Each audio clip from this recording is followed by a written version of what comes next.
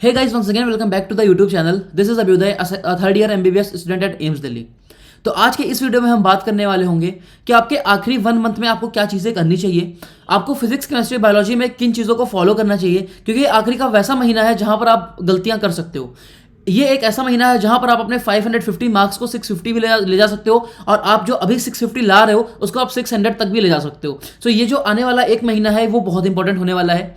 आने वाला एक महीना इज इक्वल टू आपने जो भी 1 साल या 2 साल से पढ़ाई करी है, क्योंकि अगर आपने आने वाले एक महीने में थोड़ा सा भी ढीलापन कर दिया, या अगर आपने आने वाले एक महीने में अच्छे से पढ़ाई नहीं करी, तो हो सकता है जो आपका सिलेक्शन बनने वाला हो वो सिलेक्शन बिगड़ जाए. तो आज हम इस वीडियो में बात करने वाले होंगे कि हम 650 मार्क्स आखिरी के एक महीने में कैसे इंश्योर कर सकते हैं, अगर हमारा अभी तक सिलेबस कंप्लीट हो चुका है. अगर सिलेबस नहीं भी कंप्लीट हुआ है, अगर 10 to 20% सिलेबस बचा भी है, तो भी आप 650 तक पहुंच सकते हो. तो चलिए वीडियो स्टार्ट करते हैं और टॉपिक पे आते हैं. तो देखो, सीधी सी बात दोस्त ये है कि 650 मार्क्स लाने के लिए आपको टारगेट कितने मार्क्स का रखना है. आपको ऑफकोर्स 650 से ज्यादा नंबर का टारगेट रखना है, क्योंकि जितना आप टारगेट करोगे उससे आपके कम ही नंबर आएंगे. ठीक है, तो 650 आपको अगर लाना है, 650 प्लस लाना है, तो आपको फिजिक्स में 150 प्लस टारगेट करना होगा, केमिस्ट्री में 150 प्लस टारगेट करना होगा, और बायोलॉजी में 350 प्लस टारगेट करना होगा. आपको पता है बायोलॉजी में 350 आएंगे तो आपके लिए ऑब्वियसली 650 मार्क्स लाना काफी इजी हो जाएगा. अब अगर मैं बात करूं तो देखो, यहाँ पे मैंने 1 2 3 लिखा हुआ है. देखो यहाँ पे मैंने प्रायोरिटी लिस्ट बना दी है. मैं अभी आपको फिजिक्स केमिस्ट्री बायो तीनों का इंडिविजुअली बात करूंगा कि आपको किस चीज में क्या चीज किस सब्जेक्ट में कौन सी चीज पे ज्यादा फोकस करना है इस आने वाले एक महीने में. So priority order number 1, priority order number 2, priority order number 3. तो अगर मैं फिजिक्स से स्टार्ट करूं यार, तो फिजिक्स में मेरे पर्सनली 180 आउट ऑफ 180 आए थे नीट के पेपर में. सो मैं तुमको बता सकता हूं कि द मोस्ट इंपॉर्टेंट पार्ट जिसके वजह से मैंने 180 आउट ऑफ 180 आए थे, या जिसका सबसे ज्यादा क्रेडिट मैं देना चाहता हूं, तो वो मेरे नोट्स थे. आप अपने नोट्स को बार बार रिवाइज करो, क्योंकि आपके नोट्स में इतनी इंफॉर्मेशन होती है कि आप 180 में 150 मार्क्स आराम से ला सकते हो. ठीक है, अगर आपने अपना नोट्स पूरा याद कर लिया, अगर आपको पूरे कॉन्सेप्ट्स आते हैं नोट्स के, और अगर आपने इवन सिर्फ नोट्स के भी क्वेश्चन अच्छे से प्रैक्टिस करके रखे हैं, तो आपके 180 में 160 मार्क्स कहीं नहीं गए हुए हैं, 150 मार्क्स कहीं नहीं गए हुए हैं. तो आपको नोट्स जरूर रिवाइज करना है, बार बार नोट्स आपको रिवाइज करते रहना है फिजिक्स में, और आपको कुछ भी मॉड्यूल एंड ऑल कुछ नहीं रिवाइज करना है. सेकंड चीज है previous year questions. Previous year questions यार जितना ज्यादा हो सके उतना ज्यादा आप देखते रहो.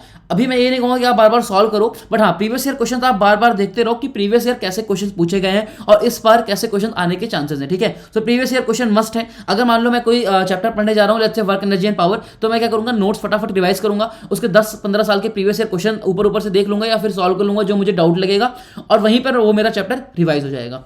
उसके बाद अगर मैं थर्ड पॉइंट पे आऊं, अगर आपके मान लो 150 नंबर आ रहे हैं और अगर आप इसको और इंश्योर करना चाहते हो, 170-180 तक पहुंचना चाहते हो, तो आपको जरूर है कि आप एनसीईआरटी के जो इंपॉर्टेंट टॉपिक्स हैं एटलीस्ट आप उनको जरूर एक बार पढ़ लो. ठीक है, क्योंकि एनसीईआरटी में आपको पता है कुछ इंपॉर्टेंट टॉपिक्स है जहां से थ्योरेटिकल क्वेश्चंस आ जाते हैं, तो आपको वो टॉपिक्स भी पढ़ने होंगे. और अगर आपको इस टॉपिक की लिस्ट चाहिए तो मेरे टेलीग्राम चैनल पर आपको मिल जाएगी. टेलीग्राम चैनल का लिंक डिस्क्रिप्शन में आपको मिलेगा. देन अगर मैं अपने नेक्स्ट सब्जेक्ट की तरफ आऊं, दैट इज केमिस्ट्री, तो केमिस्ट्री में यार फिजिकल केमिस्ट्री की अगर मैं बात करूं, तो फिजिकल केमिस्ट्री में प्रायोरिटी ऑर्डर नंबर 1 पे हमें अपने नोट्स रिवाइज करने हैं, क्योंकि फिजिकल केमिस्ट्री में भी जो क्वेश्चंस होते हैं वो नोट से बन जाते हैं. आपको फिजिकल केमिस्ट्री में एनसीईआरटी पढ़ने की इतनी कुछ ज्यादा खास नीड नहीं है. उसके बाद सेकंड प्रायोरिटी पे previous year questions. Previous year questions बहुत इंपॉर्टेंट है यार फिजिकल केमिस्ट्री में, क्योंकि फिजिकल केमिस्ट्री में क्या होता है कि प्रीवियस ईयर क्वेश्चन वाला ही क्वेश्चन आ जाता है, बस खाली वो वैल्यू चेंज करते हैं. सो आपको प्रीवियस ईयर क्वेश्चन मस्ट है, मस्ट डू है इन फिजिकल केमिस्ट्री. इनऑर्गेनिक में मैं आऊं तो इनऑर्गेनिक में आपको सबको पता है यार, देखो पेपर सिर्फ एनसीईआरटी से आता है, एनसीईआरटी के बाहर कुछ भी नहीं आता है. ठीक है, तो अगर आपकी एनसीईआरटी आपको आती है तो आपको और कुछ पढ़ने की जरूरत नहीं है, बट स्टिल अगर मैं आपको सजेस्ट करूं तो आप प्रीवियस ईयर क्वेश्चंस भी एक बार कर सकते हो. उससे आपको आइडिया होगा कि आने वाला ट्रेंड क्या है, कौन सी चीजें इंपॉर्टेंट हो रही हैं, वो कैसे क्वेश्चंस पूछ रहा है. अगर एस ब्लॉक में क्या कहते हैं क्वेश्चन पूछ रहा है तो कौन सा टॉपिक से बार बार क्वेश्चन पूछ रहा है, उसके लिए आपको प्रीवियस ईयर क्वेश्चन मस्ट है. बट हाँ, अगर आपने एनसीईआरटी एक बार कवर कर ली तो प्रीवियस ईयर क्वेश्चन अपने आप हो जाएंगे. तो अब बात इनऑर्गेनिक केमिस्ट्री में देखो एनसीईआरटी पर आ ही गई है, तो यार एनसीईआरटी आप line by line NCERT revise करोगे, उसके लिए सबसे अच्छा टूल होगा मेमोनीट एप्लीकेशन. मेमोनीट एप्लीकेशन का आप यूज कर लाइन बाय लाइन एनसीईआरटी को बहुत अच्छे तरीके से रिवाइज कर सकते हो. एमसीक्यू के फॉर्मेट में, जंबल वर्ड के फॉर्मेट में, ड्रैग एंड ड्रॉप के फॉर्मेट में आप क्वेश्चंस को प्रैक्टिस कर सकते हो. साथ ही साथ अभी क्या कहते हैं नीट में आपने देखा होगा पिछले साल असर्शन एंड रीजन के भी क्वेश्चंस आए थे. सो असर्शन एंड रीजन का सेक्शन भी मेमोनीट एप्लीकेशन में ऐड हो चुका है, जिसके थ्रू आप असर्शन रीजन वाले क्वेश्चंस भी प्रैक्टिस कर सकोगे और साथ ही साथ पूरी एनसीईआरटी पे आप फोकस कर पाओगे. वहीं पर अगर मैं बात करूं फिजिकल केमिस्ट्री सेक्शन में, तो वहां पर आपको फॉर्मूले भी रिवाइज करने को मिलेंगे. ऑर्गेनिक केमिस्ट्री में आपको नेम्ड रिएक्शंस क्या कहते हैं मिलेंगी. साथ ही साथ अगर आपको कोई कॉन्सेप्ट में प्रॉब्लम हो रहा है तो क्या कहते हैं वहां पर आपको कौन से कॉन्सेप्ट में प्रॉब्लम हो रही है वो भी आपको आइडेंटिफाई होगा with the help of concept building questions, और वो कॉन्सेप्ट आप क्लियर कर सकते हो by the help of their lecture videos. साथ ही साथ अब पीवाईक्यूज भी मैंने आपको बता ही दिए कि आपको हर चीजों में प्रैक्टिस करने हैं, तो प्रीवियस ईयर क्वेश्चन और टेस्ट सीरीज भी मेमोनीट एप्लीकेशन पर अवेलेबल है। साथ ही साथ अभी वहां पर एक नया अपडेट भी आया है जिसमें पॉडकास्ट और मीम्स और क्रॉसवर्ड पजल भी क्या कहते हैं बायोलॉजी सेक्शन में अवेलेबल करा दिए गए हैं। सो आप मेमोनीट एप्लीकेशन को जरूर चेकआउट करिएगा। मेमोनीट एप्लीकेशन का जो लिंक होगा वो डिस्क्रिप्शन में मिलेगा, and you can use my code अभी 300 टू गेट डिस्काउंट इन मेमोनीट एप्लीकेशन। देन अगर मैं ऑर्गेनिक में आऊं तो देखो ऑर्गेनिक केमिस्ट्री में notes, NCERT, previous year question, ये आपको ऑर्डर होना चाहिए। सबसे पहले आपको अपने नोट्स करने हैं, ठीक है, क्योंकि ऑर्गेनिक केमिस्ट्री में आपको जब तक मैकेनिज्म नहीं आएगा अच्छे से सारे रिएक्शंस का, स्पेशली जनरल ऑर्गेनिक केमिस्ट्री में, तब तक आपको चीजें समझ में नहीं आएंगी। सो वो आपको कहां पे समझ में आएगा, आपके नोट्स में आएगा जो आपने बना रखे होंगे। तो सबसे पहले आपको अपने टीचर के नोट्स पढ़ने हैं ऑर्गेनिक केमिस्ट्री में। उसके बाद आपको जो रिएक्शंस है वो एनसीईआरटी वाली खाली याद रखनी है, क्योंकि एनसीईआरटी के बाहर पेपर में कुछ नहीं आने वाला ऑर्गेनिक केमिस्ट्री के अंदर। सो सेकंड पॉइंट जो सेकंड प्रायोरिटी होनी चाहिए वो आपकी एनसीईआरटी होनी चाहिए। देन थर्ड अगर मैं आऊँ तो previous year question. Previous year question आप सॉल्व करोगे तो आपको दिखेगा कि कौन से रिएक्शंस ज्यादा इंपॉर्टेंट है, किस पे ज्यादा क्वेश्चन पूछे गए हैं। एनसीईआरटी में तो बहुत सारे रिएक्शन दिए हैं, आप याद भी सारे करो। मैं आपको यही सजेस्ट करूंगा कि आप सारे रिएक्शंस याद करो, बट आपको फिर भी किन रिएक्शंस पे ज्यादा फोकस करके याद रखना है या कौन से रिएक्शंस हैं जो पेपर में फ्रिक्वेंटली आ रहे हैं, उसके लिए आपको प्रीवियस ईयर क्वेश्चंस मस्ट। ठीक है, अभी तक देखो आपने जितना भी पढ़ा फिजिक्स केमिस्ट्री सब में आपने प्रीवियस ईयर क्वेश्चंस देखे हैं, ठीक है, तो आप समझ सकते हो प्रीवियस ईयर क्वेश्चन कितने इंपॉर्टेंट हैं। ठीक है, प्रायोरिटी ऑर्डर में मैंने भले प्रीवियस ईयर क्वेश्चन को नीचे रखा है नोट्स के मुकाबले, क्योंकि ऑब्वियसली जब आपका नोट्स क्लियर होगा तब आपके प्रीवियस ईयर क्वेश्चन हो जाएंगे, बट हाँ प्रीवियस ईयर क्वेश्चन आपको आखिरी के एक महीने में ज्यादा फोकस करना है। ठीक है, ये आपको इस पेज से समझ में आ गया होगा। अब मैं अगर आगे बढ़ूँ, अब मैं बायोलॉजी की अगर मैं बात करूँ दोस्त, तो देखो बायोलॉजी में भी आपको सिर्फ दो चीजें पढ़नी है अच्छे से। पहला प्रायोरिटी आपका एनसीईआरटी और दूसरा प्रीवियस ईयर क्वेश्चन।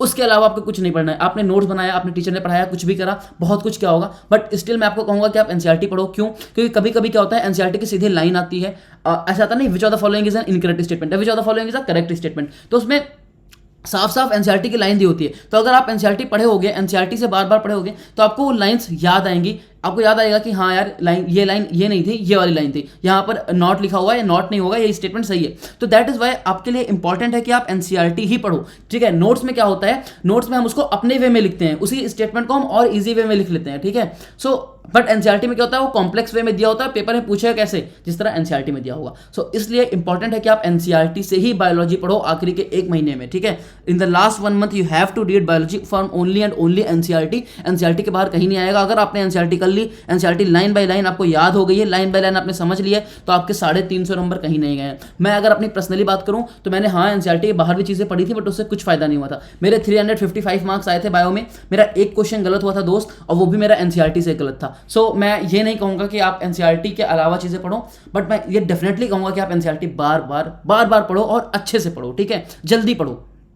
देन उसके बाद अगर मैं बात करूं तो previous year question, yes biology में भी प्रीवियस ईयर क्वेश्चन इंपॉर्टेंट है, क्योंकि आप जब प्रीवियस ईयर क्वेश्चन सॉल्व करोगे तो आपको दिखेगा कि ये कैसे टाइप्स ऑफ क्वेश्चंस आ रहे हैं और कैसे सिली मिस्टेक्स को करवाना चाह रहा है। क्योंकि आपने देखा होगा कि आपके मॉक टेस्ट में जब 550 मार्क्स आते होंगे तो आपको आता 600 नंबर का रहता है, बट 50 नंबर आप फिर भी कम मिलाते हो। क्यों? क्योंकि आप सिली मिस्टेक्स कर देते हो या फिर आपका पेपर छूट जाता है। तो वो सारी जो गलतियां हैं वो आप अभी करो, यहां पर करो, पेपर में मत करो। और उसके लिए इंपॉर्टेंट क्या है, अब देखो ये तो हो गई भाई फिजिक्स केमिस्ट्री बायो में क्या करना है, उसके बाद आखिरी एक महीने में ये हो गया। बट आखिरी एक महीने में दो चीजें जिन पे और तुम्हें फोकस करना है, वो पहला ये होगा कि तुम्हें डेली मॉक टेस्ट देना है। कम से कम एक मॉक टेस्ट हर बंदा जो भी ये वीडियो देख रहा है, आज से मेरे साथ वादा करो कि आप एक मॉक टेस्ट डेली दोगे। ठीक है, मॉक टेस्ट आपको देना है। उसके बाद आपको जो मिस्टेक्स आपकी मॉक टेस्ट में हुई हैं उससे आपको एक मिस्टेक कॉपी बनानी है। मिस्टेक कॉपी जो मेरे खुद की मिस्टेक कॉपी थी वो मैं अपने टेलीग्राम चैनल पर अपलोड कर दूंगा, वो आप देख सकते हो कि मिस्टेक कॉपी बनानी कैसे होती है। वो आप टेस्ट वाइज बनाओगे तो ज़्यादा आपको फायदा होगा। देन उसके बाद आपको मिस्टेक कॉपी रिवाइज करनी है। आप हर 3 दिन पे या हर हफ्ते अपनी मिस्टेक कॉपी को रिवाइज कर सकते हो कि ये मैंने सारी गलतियां करी थी, और आप उन गलतियों को सुधार सकते हो। देखो अभी गलती कर लोगे दैट इज गुड,